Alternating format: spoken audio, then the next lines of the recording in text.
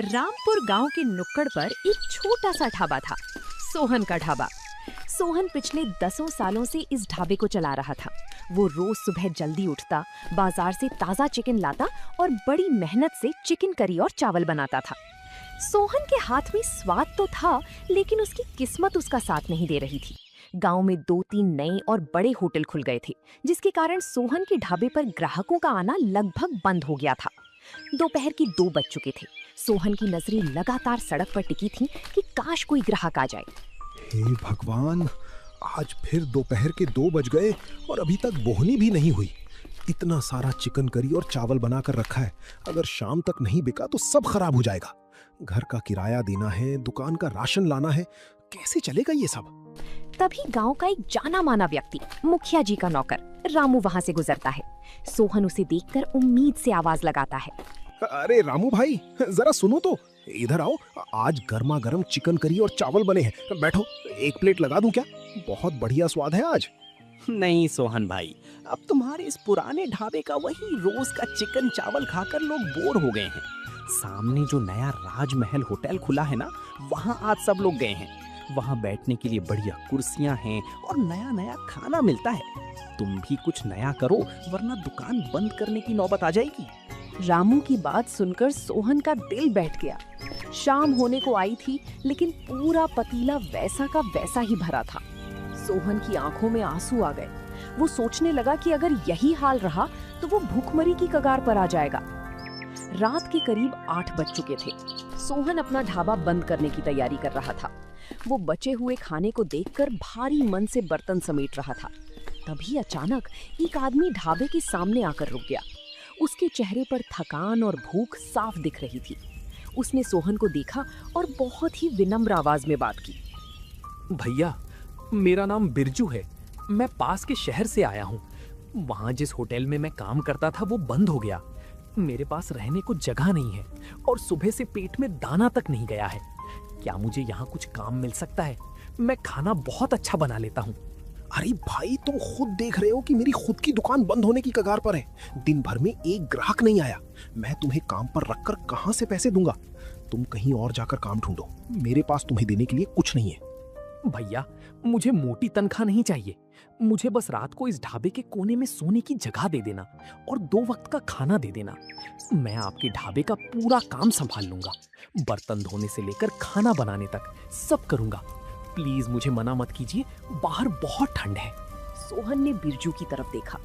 उसकी आंखों में ईमानदारी और लाचारी थी। सोहन का दिल पिघल गया। उसने सोचा कि खाना तो वैसे भी बच ही गया है, इसे फेंकने से अच्छा है कि किसी भूखे का पेट भर जाए। ठीक है बिरजू, रो मत। सामने हाथ मुंह धो लो। ये चिकन करी और चावल बचा हुआ है, इसे भरपेट खा लो। आज रात यहीं सो जाना, कल सुबह से काम पर लग जाना। लेकिन याद रखना, जब मेरे पास पैसे होंगे मैं तभी तुम्हें कुछ दे पाऊंगा। आपका बहुत बहुत धन्यवाद सोहन भैया।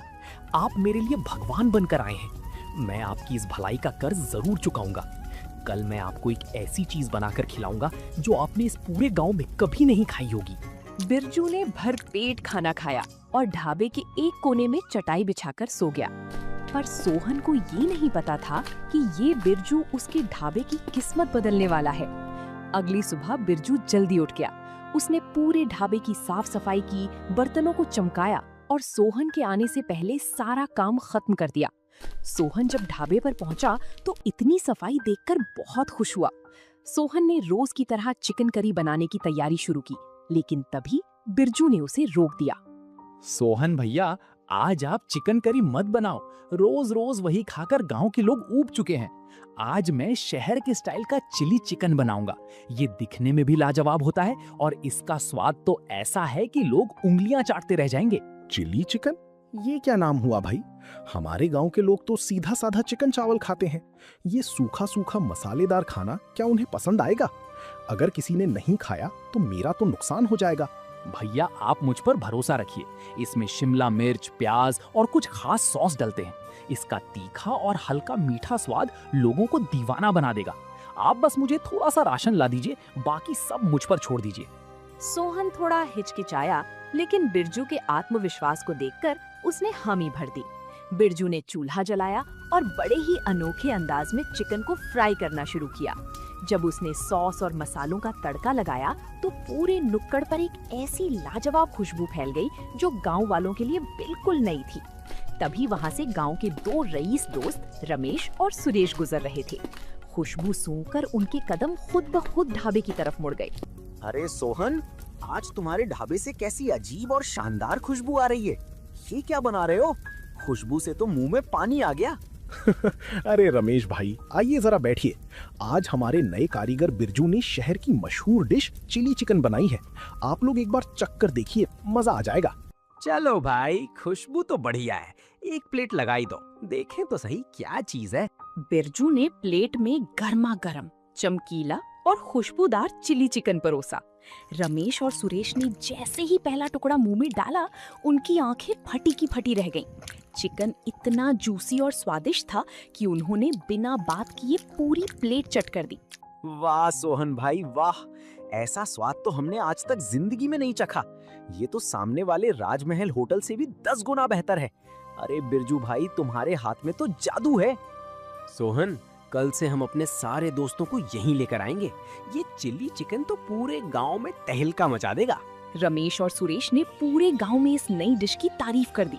देखते ही देखते दोपहर तक सोहन के ढाबे पर लोगों की भीड़ जुटने लगी।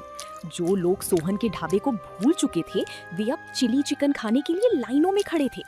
बिरजू लगातार चूल्हे पर हाथ चला रहा था और सोहन काउंटर पर बैठा नोट बटोर रहा था। कुछ ही हफ्तों में सोहन का ढाबा गांव का सबसे मशहूर ठिकाना बन गया। सोहन की सारी लाचारी दूर हो गई थी और उसके पास मोटा पैसा आने लगा था। लेकिन जैसे जैसे पैसा बढ़ा, सोहन के मन में लालच और अहंकार भी बढ़ने लगा। वाह, आज तो रिकॉर्ड तोड़ कमाई हुई है। सारा खेल तो इस चिली चिकन का है। लोग इसके दीवाने हैं। लेकिन इस बिरजू को मुझे हर महीने पैसे देने पड़ते हैं। अब तो मैंने भी देख लिया है कि ये चिली चिकन कैसे बनता है। वही प्याज, शिमला मिर्च और सॉस। अगर मैं खुद ये बनाने लगूं तो बिरजू के पैसे बच जाएंगे और सारा का सारा मुनाफा सिर्फ मेरा होगा। लालच में अंधा हो चुके सोहन को अब बिरजू एक मददगार नहीं, बल्कि अपने मुनाफे का हिस्सा चुराने वाला एक बोझ लगने लगा था। वो भूल गया कि मुश्किल वक्त में इसी बिरजू ने उसके ढाबे को डूबने से बचाया था। अब सोहन बिरजू को निकालने का बहाना ढूंढने लगा था। एक शनिवार की रात जब ढाबे पर बहुत ज्यादा कमाई हुई थी, बिरजू थका हारा बर्तन समेट रहा था। सोहन काउंटर पर बैठकर नोट गिन रहा था। बिरजू सोहन के पास गया और बहुत ही शालीनता से बोला, सोहन भैया, आज दुकान में बहुत अच्छी बिक्री हुई है। पूरा स्टॉक खत्म हो गया। अगर आप कहें तो मैं कल सुबह जल्दी उठकर शहर से ताजा सॉस और मसाले ले आऊं, ताकि ग्राहकों को कोई कमी ना हो। अब तुम्हें कहीं जाने की कोई जरूरत नहीं है बिरजू। और सुनो, आज के बाद तुम्हें इस ढाबे पर आने की भी जरूरत नहीं है। तुम्हारी छुट्टी। ये आप क्या कह रहे हैं सोहन भैया? मुझसे कोई गलती हो गई क्या? अगर खाने में कोई कमी रह गई हो तो मुझे बताइए, मैं उसे सुधार लूंगा। मुझे काम से मत निकालिए। मेरा इस गांव में आपके अलावा कोई नहीं है। अरे नाटक बंद करो, कोई गलती नहीं हुई है। बात बस इतनी है कि अब मुझे तुम्हारी जरूरत नहीं है। चिली चिकन बनाना कोई रॉकेट साइंस नहीं है, वो अब मैं खुद बना सकता हूँ। तुम्हारी वजह से मेरा आधा मुनाफा फालतू में बर्बाद हो रहा था। ये लो अपनी इस महीने की बची हुई मजदूरी, और अभी के अभी मेरा ढाबा खाली करो। बिरजू ने सोहन की तरफ देखा। उसकी आंखों में आंसू आ गए। उसे यकीन नहीं हो रहा था कि जिस इंसान के ढाबे को उसने अपनी दिन रात की मेहनत से खड़ा किया, वही इंसान आज उसे दूध में से मक्खी की तरह निकाल कर फेंक रहा था। बिरजू भारी कदमों से उस अंधेरी रात में ढाबे से बाहर निकल गया। सोहन अपनी तिजोरी देखकर मुस्कुरा रहा था।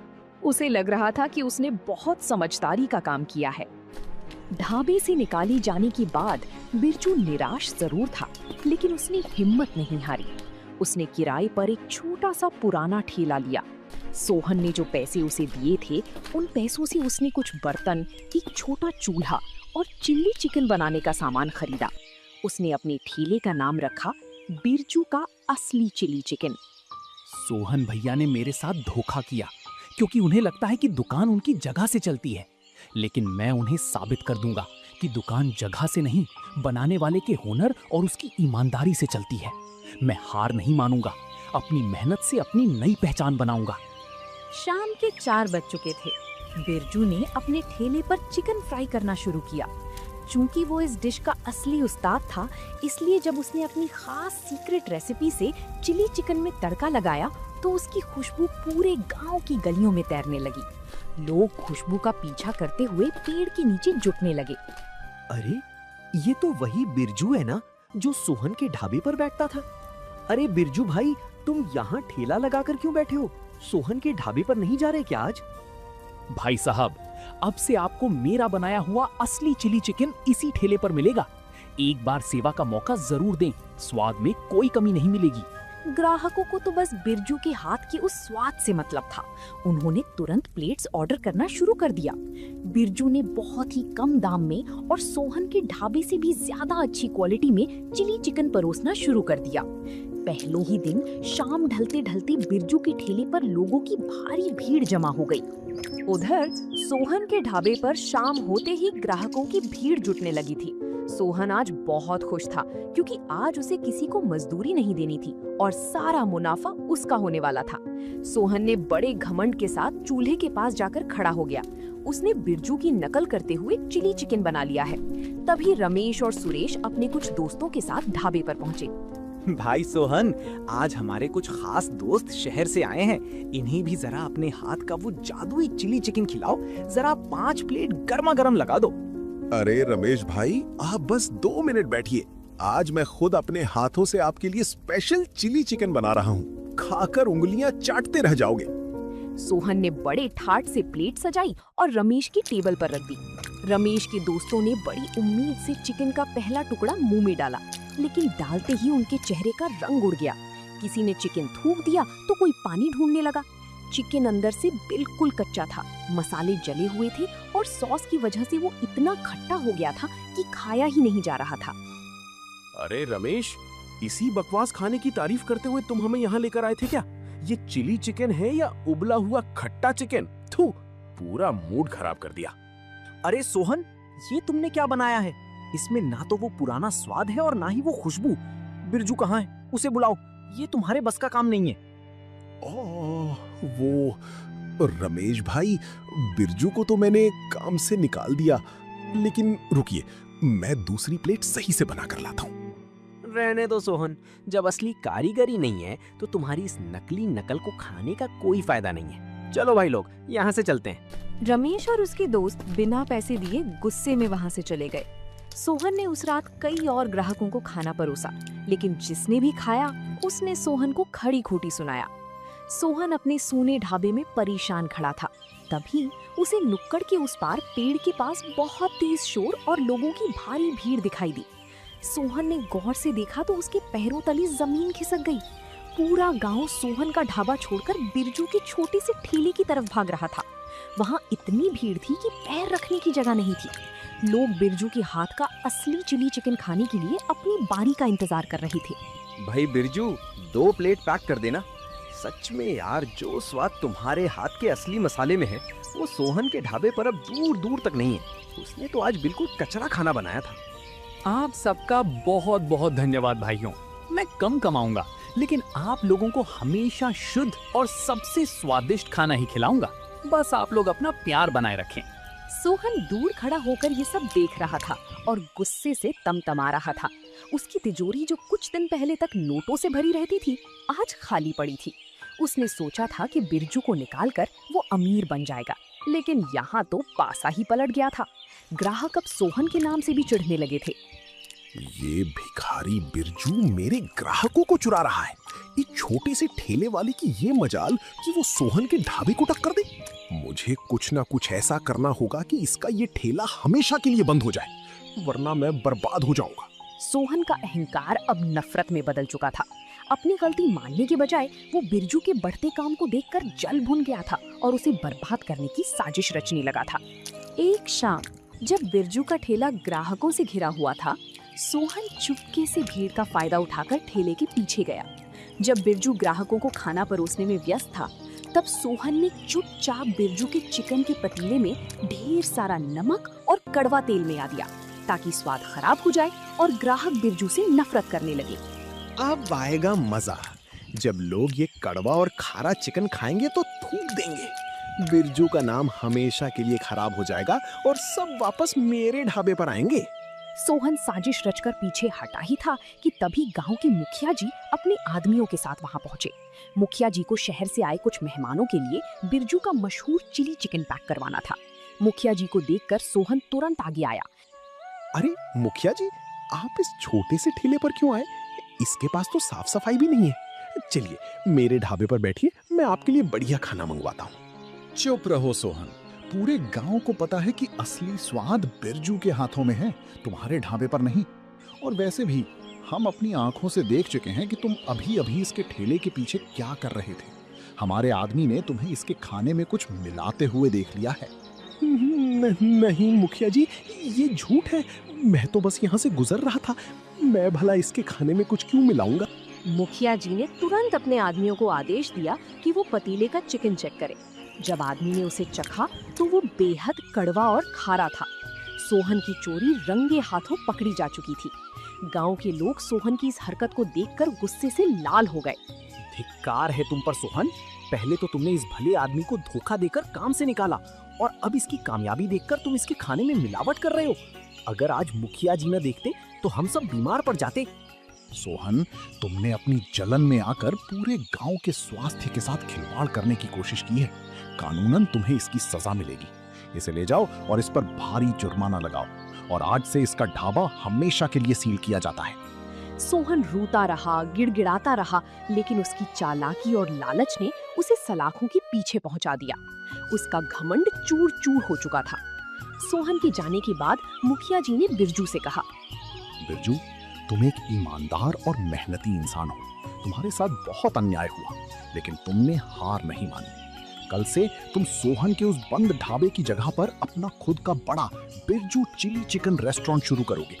दुकान का सारा लाइसेंस मैं तुम्हें दिलवाऊंगा। मुखिया जी और मेरे प्यारे गांव वालों, आप सबका बहुत बहुत धन्यवाद। मैंने हमेशा ईमानदारी से खाना बनाया है और आगे भी करता रहूंगा। इंसान को अपनी मेहनत पर भरोसा होना चाहिए, किस्मत अपने आप बदल जाती है। अगले ही दिन से बिरजू ने अपने नए और बड़ी रेस्टोरेंट की शुरुआत की। दूर दूर के शहरों से लोग उसका चिली चिकन खाने आते थे। बिरजू की मेहनत, सच्चाई और उसकी लाजवाब स्वाद ने उसे फर्श से अर्श पर पहुंचा दिया था, जबकि सोहन के लालच ने उसे बर्बाद कर दिया। तो दोस्तों, आप लोगों को ये कहानी कैसी लगी कमेंट करके जरूर बताएं और ऐसी कहानियों को देखने के लिए वीडियो को लाइक करें और चैनल को सब्सक्राइब करें।